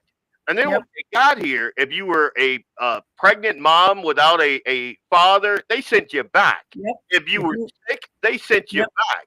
If you Yep. didn't have something to contribute to this They- to our country, they sent you back. Like, Yep. so it wasn't everybody just came over. No, you came over if you could contribute positively to our culture, to our infrastructure, to what we were trying to build. You came in, you worked hard, you became an American. That's how it was. It's not like that now. No. We're basically giving people who have no blood, sweat, or familial equity in this country. We're just shoveling them in by the boatload, and then just heaping welfare benefits on them like just hand over fist. It's not You- funny. Do you want to know what refugees get when they come over here? Is it going to make me mad? It's going to make you mad. Okay. Jeez. So when they come over here, they're eligible with no waiting time, no waiting period for federal benefits.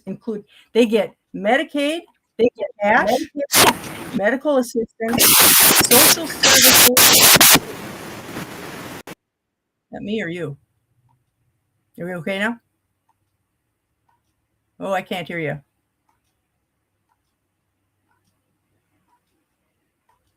Can you hear me? Yeah? You want me to talk? Okay. So they get supplemental security income. They get supplemental nutrition assistance program. They get temporary assistance for needy families and federal student aid. They get all of that with no waiting period. To me, that's like, okay, you're just setting them up for continued welfare. And I was listening to Brandon Gill, Congressman Brandon Gill out of Texas, and he said that 80, I think it was Minnesota. Where is it at? I got it on my sheet here. 81% of, oh, you got it right there. Yep, 81% of Somali-headed households are on welfare in Minnesota. And after 10 years in the United States, 10 years, still 78% of them are still on some sort of welfare program.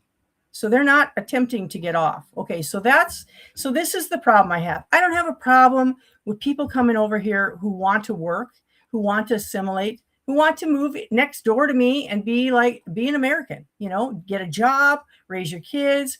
I have no problem with that. But if you're over here and you don't want to assimilate, and you stay within your clan and your community, and you don't mix in with everyone else, you don't want to learn the language, you don't want to follow the laws, you don't love our Constitution, and there's a lot of them here. I'm sorry, but it is a proven fact. There are a lot of people here that do not love our Constitution, and they will try to destroy it because their goal is Sharia law.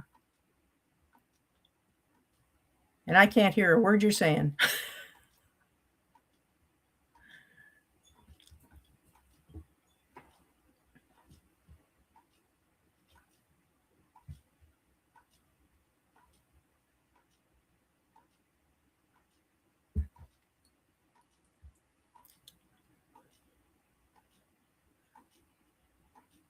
You might have to end the show without me.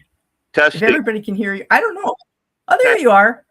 Okay. Oh, you can hear me now. Okay, Yep. good deal. Good God. I can hear you now. What happened? I have no idea. Gremlins. So what I want folks to understand is not a thing that you just said, in my humble opinion, is bigoted. Not a single iota, not a syllable, none of it. Here's the statistics right here. So she wasn't just pulling them out of thin air. This is it right here. Tried to pull up the academics, in Minnesota, St. Paul, and conveniently, they don't do that. They don't pull that data out. But again, and then with crime, same thing. They obscure the data so you can't pull out that, and it's just it's crazy. But you said that like we need to be careful, basically, of importing Minnesota's problems. Yeah. And that's not verbatim, but I want to show the folks some of Minnesota's problems. Here's one of them. We had gangs coming to the Minnesota State Fair for 30, 40 years. But they've always agreed the fair is neutral ground, and let's all go have fun and respect the fairgrounds. We've had Hell's Outcast, Hell's Angels here. The Hell's Outcast used to hang by the pickle stand. I've been here for many, many years, but we've never had threats of violence like we're having from the Somali gangs. We will have Karen gangs, we'll have some Hmong gangs here, we'll have some extremists on the right here. But none of them are promising chaos except for the Somali gangs. We sent 233 letters to kids that we know have had association with some of the other gang members, and really it's a warning letter. So a guy like me listens to something like that.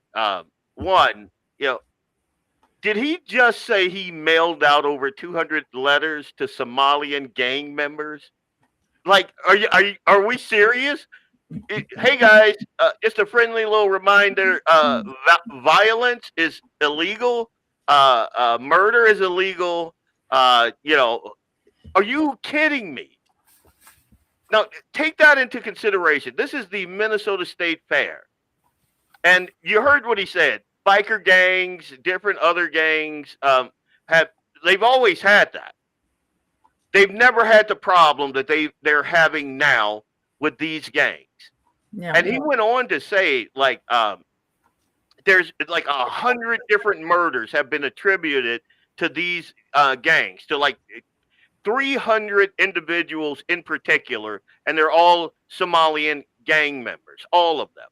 But we're supposed to look at things like that, look at the just rampant fraud to the tune of billions of dollars. They were, and we talked about this on a prior show, they were duffel bags stuffed with millions of dollars just flying out of the Minneapolis airport. Like, let me get caught with $10,000 on the back seat of my car, and my sheriff or the highway patrolman pulls me over. One, I ain't never seeing that money again. And two, I'm going to have a very, very long conversation with a lot of detectives, and they're going to come to my house, and they're going to bring dogs, and they're going to do all the. How was that allowed to happen? But that's separate.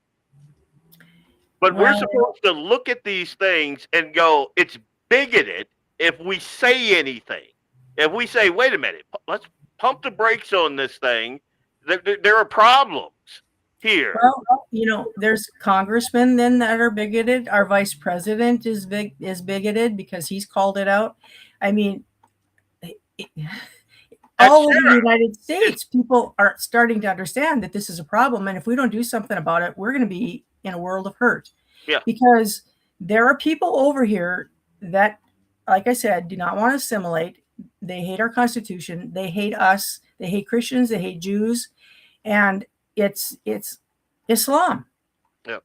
It's political Islam. And their goal is to take over any country that they can, and when they have enough people in power, they will convert you by the sword. And that's not you saying that. And that's not me saying that. They say that openly. They say it openly. I have actually. Let me see if I can find it now.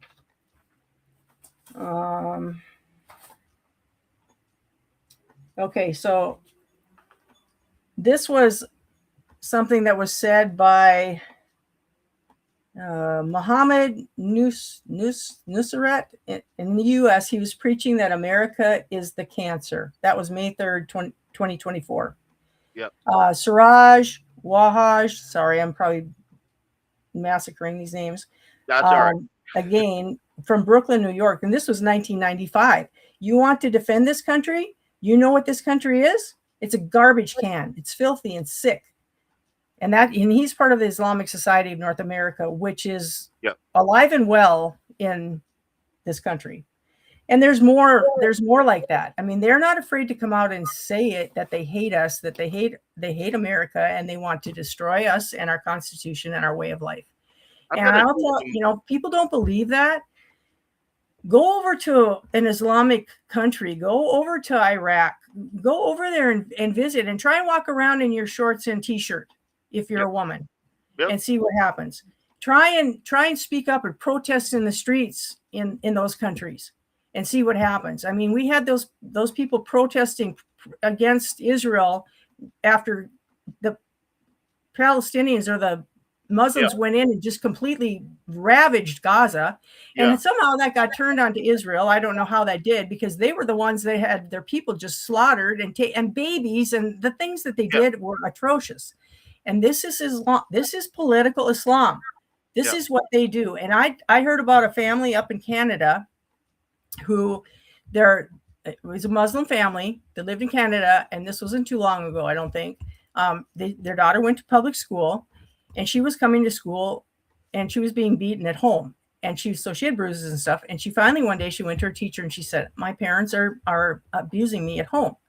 And they were horrified, of course, called in social services or whatever they're called over there, went to the house. And as soon as they found out it was a Muslim couple, guess what they did? Turned around. Yep. "We're sorry, we can't help you because you're under Sharia law and we're not going to interfere with that." So is that what we're going to allow in America? I mean, is that what we're going to say it's okay if this little town wants to have their Sharia law and to abuse their children and beat their wives? And, because that's what they do. That's what they do. And it's been proven over the years and years and years. I mean, the information is out there. So, I'm a racist and I'm a bigot and I'm a xenophobe because I'm calling this out. And I fear for my country. I fear for my children and my grandchildren. Not just because of the money that we've lost through fraud, but what are going to be, how far is it going to have to go before people wake up and say, Islam is not compatible with the U.S. Constitution. That's why for many, many years, we did not allow any immigration from those Middle East countries. None, zero. There were none over here. And there was a reason for that. We had to go over there. Thomas Jefferson went over. And we defeated got the Marines out of the Barbary, the War of Tripoli and the Barbary Coast Pirates, who were Muslims, and they had to push them back because they were seizing our ships and taking our men and using them as slaves. But if you don't know history, right? That's why that refrain is such a powerful one. You don't know history, you're doomed to repeat it. Like one of the most craziest things I've ever seen was Gays for Palestine. I'm like, wait, what? What? Do you know what'll happen to you if you went over there with your little rainbow flag? Yeah. Right? There's none of that. And just be a Christian and go over to one of those Muslim countries and see how they treat you. Like it is, and we already have, like right now, and I couldn't believe this, Texas is a hotbed of Muslim activity right now. They're building huge infrastructures for Islam. New York, they were trying to, and luckily they got it stopped, but they were trying to build a mosque on the site of 9/11. They were trying to build a mosque there. And it's what they do. They conquer and they put that shiny dome up there. That's not me saying that. That's them saying that. They're taking over entire towns like Dearborn. Here, listen to this. You're only 1% of this nation. We are not a nation of Muslims. We are a nation of Christians. We are one nation under God, indivisible, the God of the Bible, the God of the Lord Jesus Christ. That's the God whom we serve. I want you to prove to me we're not up under Sharia law. Will you denounce, Councilman O'Reilly, will you denounce Sharia law? Nope. Will you denounce Sharia law? Nope. Will you I know you won't. Will you denounce Sharia law? No. Abraham, you went to Hillsdale. Will you renounce Sharia law? Will you renounce Sharia law? America, we have lost this city. This is a city that is no longer up under American laws. We are up under Sharia law. Now, look at that date there. That was this month, this year. Yep. This is Dearborn, Michigan. Yep.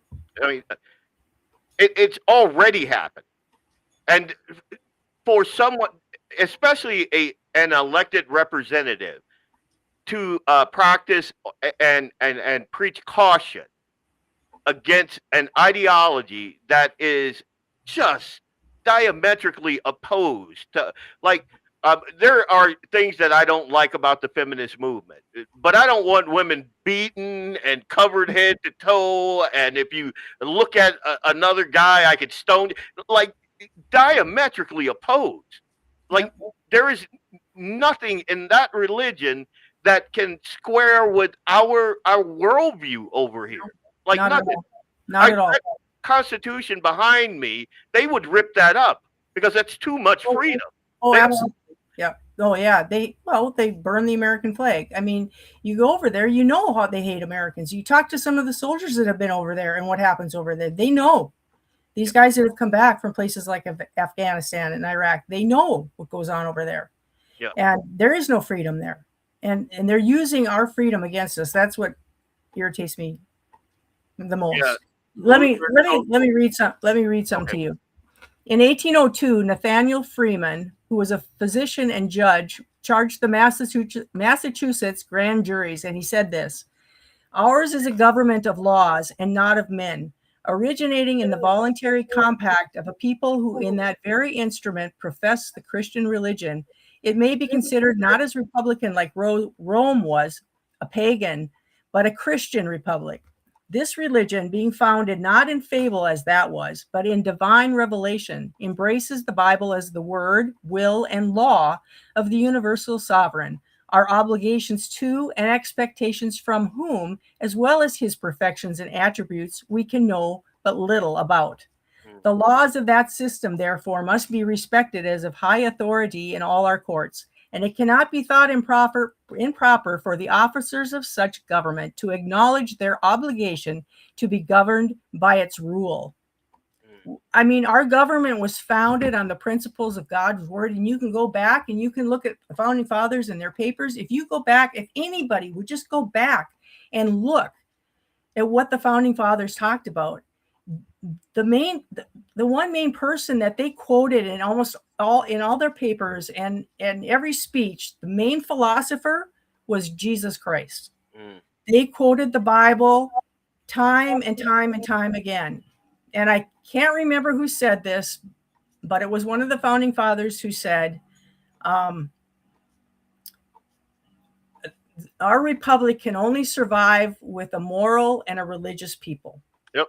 And without that, the Constitution isn't going to save us. It's the people that we elect to the offices to enforce through that Constitution and to stay by those laws. So once we have, if you get to a point where you've got a bunch of Ilhan Omars in office, yep, our Constitution will mean nothing.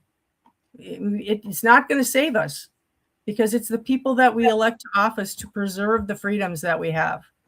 And so they raised the Somalian flag over Minneapolis. Oh, and that just, yeah. Like, what are we doing? What are we doing? Oh, so Clay's gonna kill me. But you're right.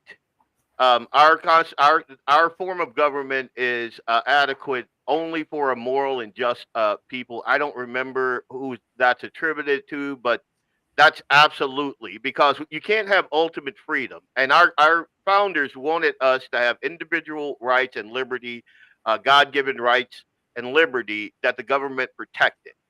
And if you don't have a moral and just people, that can get out of hand really quick. Yep. Really quick. And that's what they were talking about.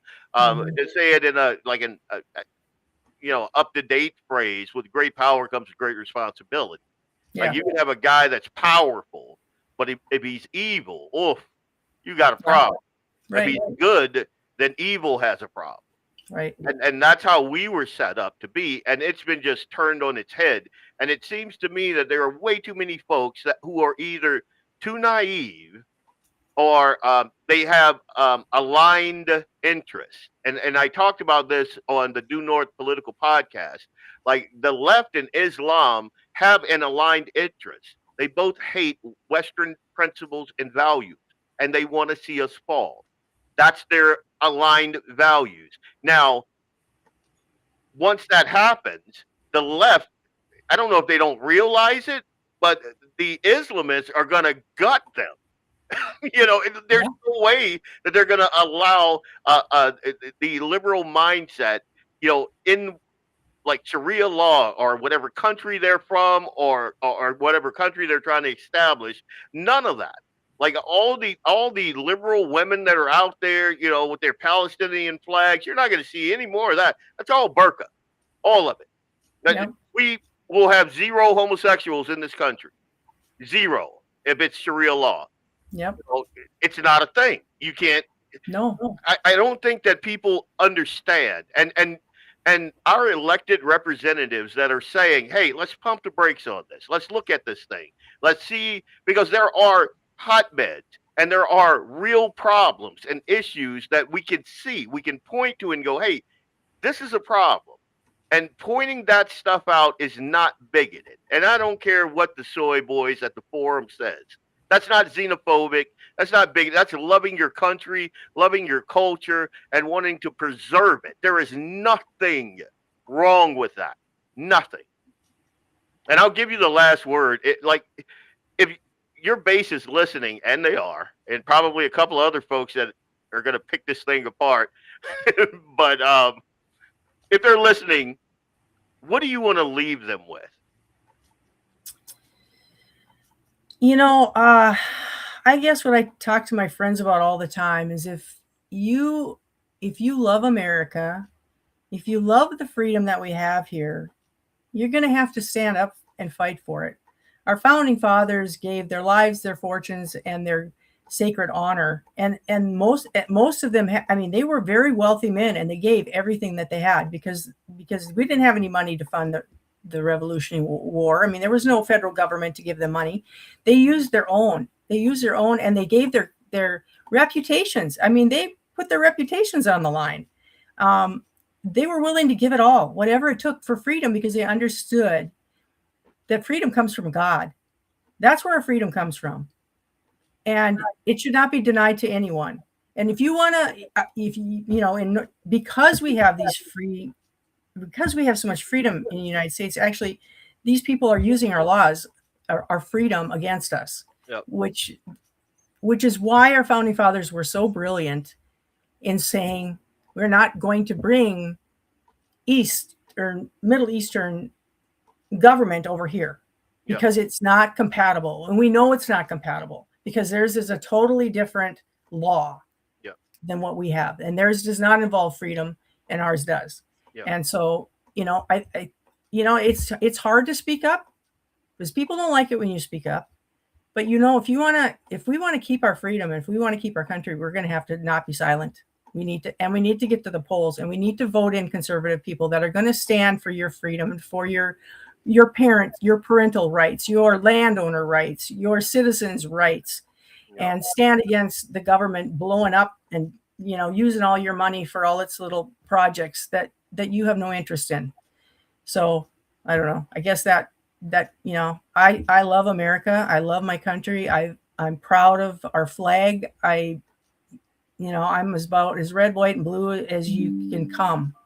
And I love the Lord and His word, and my convictions are strong, and I'm not gonna waver on those. That's good.